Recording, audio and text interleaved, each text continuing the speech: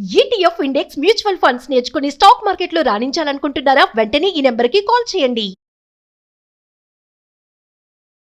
నమస్తే, welcome back to Suman TV. Present మనతో పాటు ఉన్నారు ఎనలిస్ట్ డాక్టర్ నంది రామేశ్వరరావు గారు. నమస్తే సార్. నమస్కారం. సార్, ట్రంప్ గురించి మాట్లాడుకుంటే, నేను ట్రంప్ అనగానే మీకు కోపం వస్తుందేమో. అంటే ట్రంప్ వచ్చినప్పటి నుంచి ఒకటే వీడియోలు మాట్లాడుతున్నావు నవీనా అని చాలా వీడియోస్లో మీరు చెప్తూ ఉన్నారు. అంటే మళ్ళీ ఎందుకు అడుగుతున్నానంటే, రీసెంట్గా ఒక వార్త వచ్చింది సార్. మన సరిహద్దుల్లో ఎవరైతే మన భారతీయులు ఉంటున్నారో అమెరికా వెళ్ళే రాంగ్ రూట్ని సెలెక్ట్ చేసుకోవడము, అక్కడ పట్టుబడిపోవడము, అంటే ప్రతి 20 నిమిషాలకి ఒకరు దొరుకుతున్నారంట. అంటే రోజుకి 65 మంది దొరుకుతున్నారని ఒక వార్త అయితే వస్తుంది. అంటే ఎందుకు ట్రంప్ ఇట్లా వాళ్ళని పట్టుకోవడం జరుగుతుంది, మన వాళ్ళు ఎందుకు ఇలా ఒక రాంగ్ రూట్లో వెళ్ళడం చేస్తున్నారు అని అంటే, ఏదో ఒక విధంగా అమెరికాలో వెళ్ళి పడిపోవాలి అనే ఆలోచన అంటారా? ఆ వెళ్ళే మార్గంలో కూడా చాలా కష్టాలు నష్టాలు కూడా ఉంటాయి కదా, ఒక్కసారి దాని గురించి మాట్లాడుతారు. రియల్ ఎస్టేట్లోని మాట్లాడినప్పుడు చాలాసార్లు చెప్పాను నీకు. రియల్ ఎస్టేట్లో ఎదగాలంటే భూమాతంత పేషెన్స్, ఆకాశం అంత ఆశ ఉండాలని. ఆశ అత్యాశకి వెళ్తే పర్వాలేదు, అత్యాశ దురాశకి వెళ్తే మొత్తానికి కొలాప్స్. ఇక్కడ ట్రంప్ గారు ఏంటంటే తీగలాగితే డొంక కదిలిందని ఒక సామెత ఉంది. ఆయన ఏంటంటే ఇవాళ మీరు ఈ విషయం చెప్పడం అనేది పెద్ద నాకు ఆశ్చర్యకరంగా లేదు, ఇంకా ముందుకు చాలా రానున్నాయి. సో ఇది నథింగ్ సర్ప్రైజ్ టు మీ. మీకు యాంకర్గా మీకు సర్ప్రైజ్ ఉంటుంది, నాకైతే సర్ప్రైజ్ లేదు. ఎందుకంటే ఆయన ఏదో ఒక రోజు వార్తల్లో ఉండాలనుకుంటాడు. మన లోకల్లో కూడా కొన్ని పొలిటికల్ లీడర్స్ ఉంటారు, రీజన్ ఉండదు, కారణం ఉండదు. సినిమా యాక్టర్స్ కానీ, సెలబ్రిటీస్ కానీ, స్పోర్ట్స్ స్టార్స్ కానీ, they want to be always. మొన్న ఆయన శివాజీ గారి ఇష్యూ కానీ. సో ట్రంప్ గారు ఏంటంటే ఇప్పుడు కొత్తగా ది డే వన్ ఈ స్టార్టెడ్, ఈ wants to be #1 super power in the country, in the world. అందులో మనకి ఫార్చునేట్, ఆయనకి అన్ఫార్చునేట్. భారతదేశం చాలా అతివేగంగా పరిగెడుతుంది. సో ఎప్పుడైనా వన్డే క్రికెట్ మ్యాచ్ అయితే టై ఉంటుంది, చాలా టఫ్ మ్యాచ్. ప్రతి బాల్కి ఈడు గెలుస్తారు, ఆడిగి. అట్లా ఏ టైంలో అయినా ఇండియా మనల్ని అటాక్ చేయొచ్చు, ఇండియా మనల్ని అధిగమించవచ్చు. చైనా, జపాన్, ఇండియా, మూడు కూడా, రష్యా, ఇవన్నీ సూపర్ పవర్స్. అంటే టెక్నాలజీ విధంగా ఒకప్పుడు టెక్నాలజీ, మేము చిన్నప్పుడు ఉన్న టెక్నాలజీ అక్కడ 10 సంవత్సరాలు వాడేసింది, ఇక్కడ కొత్త టెక్నాలజీ. 10 సంవత్సరాలు అమెరికాలో వాడాక మనకి new technology. But now the same condition is not prevailing. ఎందుకు? యూర్ ఆల్సో లిటరసీ పెరుగుతుంది, చదువు పెరుగుతుంది, జాబ్స్ పెరుగుతున్నాయి, ఐక్యూ లెవెల్స్ పెరుగుతున్నాయి. ఇంతకుముందు కూడా చెప్పాను, every 4th engineer in America is from India. Every 4th engineer from India is from south.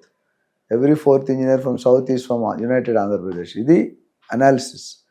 Similarly with doctor and other restaurant people. So ఈ కొత్తగా ఈ వీసాని పోస్ట్పోన్ చేశారు 2027 సంవత్సరానికి. ఆల్రెడీ గత 1 yearగా ఎన్నో వీసాలు రద్దు చేశారు, వాయిదా వేసుకుంటూ వచ్చారు. ఇప్పుడు 12 నుండి 16 నెలలు, 17 నెలలు పోస్ట్పోన్. అంటే ఇంకెవరు రావద్దు అని డైరెక్ట్ మక్కుమే చెప్తున్నాడు. అంటే ఇల్లీగల్ ఇమ్మిగ్రెంట్స్ అందరినీ కూడా అరికట్టాలి. ఎందుకంటే ట్రంప్ ఎప్పుడైతే వచ్చారు అధికారంలోకి, ఫస్ట్ సైన్ చేసిన ఎగ్జిక్యూటివ్ ఆర్డర్ కూడా ఇదే కదా సార్. ఎలక్షన్ గెలిచిందే అది నినాదం. అండ్ ఇక్కడ లోకల్గా మీరు గమనించాల్సిందంటే, సొంత దేశస్తులు అంటే own residents of America are not happy with Mr Trump. ఎందుకంటే మనం ఎదుటోడు సామెత ఉంది, నాకు ఒక్క కన్ను తీసినా పర్లేదు, ఎదుటి అమ్మాయికి 2 కళ్ళు తీసాను. అంటే నాకు లాస్ అయినా పర్లేదు. ఎంత లాస్ అంటే 80% ఆఫ్ రెవెన్యూ ఇస్ లాస్. ఈ లాస్ట్ 1 yearలో ట్రంప్ గారు వచ్చిన తర్వాత ఇండియన్ పేరెంట్స్, ఇది చాలా వాల్యుబుల్ ఫిగర్, 55,000 కోట్లు సుమారు మిగిలిపోయాయి ఇండియాకి.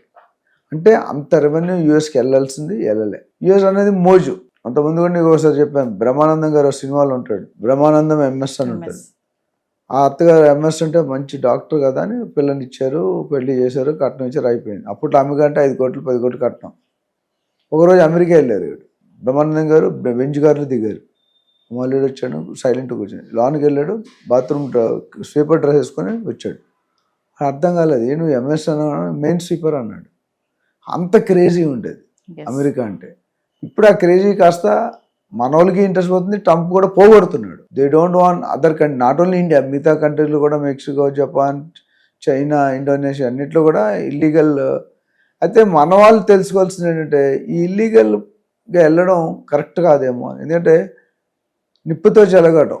అంటే ఎవ్రీ డే ఎప్పుడు నేను పట్టుకుంటాడు, అరెస్ట్ చేస్తాడు, బేడీలు వేస్తాడు, కొడతాడు, తిడతాడు. కొట్టడం అంటే లేదు, బేడీలు వేసినా మనం లాస్ట్ వీడియోలో మాట్లాడాం మనం. సో ఓవరాల్గా చూసుకుంటే ప్రతి నిమిషానికి 20 మంది, ప్రతి రోజుకి 65 మంది, సంవత్సరానికి 4,300 మంది పైన చేస్తున్నారు అమెరికాకి. సో దీంట్లో ఎంతవరకు తగ్గుతుంది, ఎంతవరకు పెరుగుతుంది, the situation will come, we have to wait and watch. అంటే దీన్ని డంకీ రూట్ అని కూడా అంటారు కదా సార్. మనం గతంలో ఒక వీడియో మాట్లాడుకున్నాం. ఈ డంకీ రూట్లో చాలా కష్టాలే ఉంటాయి కదంటే, సాఫీగా వెళ్ళిపోతారా, ఇబ్బందులు ఏమి ఉండవా? ఇందులో ఒక పాయింట్, ఇండియా వాళ్ళకి కానీ అదర్ కంట్రీస్ వాళ్ళకి కానీ అమెరికా అంటే ఒక మోజు. ఒక అమ్మాయికి అబ్బాయి ఎలా మోజు ఉంటుంది, అబ్బాయికి అమ్మాయి, అట్లా అమెరికా అంటే మోజు. అయితే కన్సల్టెంట్స్ ఉన్నారు మనకి ఇండియన్లో. అమెరికన్ ఎట్లా అంటే ఇద్దరు 2 రకాలు ఉంటాయి. ఒక కన్సల్టెంట్ నుంచి యూనివర్సిటీ దగ్గర డబ్బులు తీసుకొని పంపిస్తారు. ఒక కన్సల్టెంట్ నుంచి క్యాండిడేట్ దగ్గర డబ్బులు తీసుకొని పంపిస్తారు. క్యాండిడేట్ దగ్గర డబ్బులు తీసుకొని ఫాల్స్ యూనివర్సిటీ, ఫేక్ యూనివర్సిటీస్కి వెళ్తారు. యూనివర్సిటీ దగ్గర డబ్బులు తీసుకొని టాలెంట్ ఉన్న వాళ్ళు పంపిస్తారు. 3000 యూనివర్సిటీలు ఉన్నాయి అమెరికాలో, 2700 మంది ఫేక్ యూనివర్సిటీ. ఈ 2700 ఎవరైతే జాయిన్ అవుతారో వాళ్ళు అయో కాదంటే రోడ్డుపతి నుండి కరోడ్పతి కాదు, కరోడ్పతి నుండి రోడ్డుపతి అయిపోతుంది. అక్కడ వెళ్ళిన వాళ్ళు దొరికిపోతున్నారు. ఎవరైతే 10% యూనివర్సిటీ బాగుంది అందులో లైఫ్ అక్కడ ఆ యూనివర్సిటీలో పోస్ట్ ఇస్తారు, జాబ్ ఇస్తారు, స్కిల్స్ ట్రైనింగ్ ప్రోగ్రామ్ ఇస్తారు. సో ఓవరాల్గా చూసుకుంటే కనుక ట్రంప్ తీసుకునే నిర్ణయాలు మనకే కాదు మొత్తం యావత్ ప్రపంచం, ఇవన్నీ పక్కన పెడితే వాళ్ళు ఓన్ దేశస్తులకే బైఅవుట్ స్కీమ్ చేశారు. గవర్నమెంట్ జాబ్ పీకేసీ ప్రెసిడెంట్ ఉంటుందా వితౌట్ ఎనీ రీజన్? 8 నెలలు శాలరీస్ నువ్వు వెళ్తావా అని తీసేయమంటావా అని, వేగంగా ఉంటావా సస్తావా అంటే చచ్చిపోతాడు. మరి బాగా అంటున్నాడు Trump, make America great again అంటూ. మళ్ళీ అమెరికన్స్ ఎందుకు ఎగనెస్ట్గా ఉంటున్నారు ట్రంప్కి? అంటే మరి ఏం చేసినా మా సిటిజన్స్ కోసమే అని చెప్తున్నాడు కదా సార్. మరి చెప్తున్నాడు, ఇప్పుడు తెల్లగా కనిపించేవన్నీ పాలు కాదు, నల్లగా కనిపించేవన్నీ నీళ్ళు కాదు. బయటకు చెప్పేది ఒకటి, లోన జరిగేది ఒకటి. ఎందుకంటే ఓట్లు గెలవడానికి వాళ్ళకి మెప్పిస్తాడు, ఇంటర్నల్గా వాడిని పగాటు తెచ్చుకుంటాడు. అండ్ ఆయన ఏంటంటే 150 సంవత్సరాలు, దాదాపు 150-120 years నుండి ఎవ్వరూ చేయలేంది నేను చెయ్యాలి. మంచిగా చేస్తే అందరూ అప్రిషియేట్ చేస్తారు, కానీ చెడ్డగా చేస్తున్నాడు, నెగిటివ్గా చేస్తున్నాడు. దానివల్ల the opposition is coming from the own country. So ఏదేమైనా అక్రమంగా వెళ్తే మాత్రం అక్రమంగా మనం వెళ్ళడం ఆపుకోవడం కూడా మంచిది ఇండియన్స్. ఎందుకంటే India has a talent, power, knowledge, divine, అన్నీ కూడా ట్రెడిషన్, ఇవన్నీ మనకు మించి చాలా దేశాలు లేవు. ఇంత గడబడైనా సరే కూడా భారతదేశం 50% ట్యాక్స్ చేసినా they are still able to survive. So మనకు అంత సత్తా ఉన్నట్టు మనం let us develop our own country. Thank you sir. Thank you.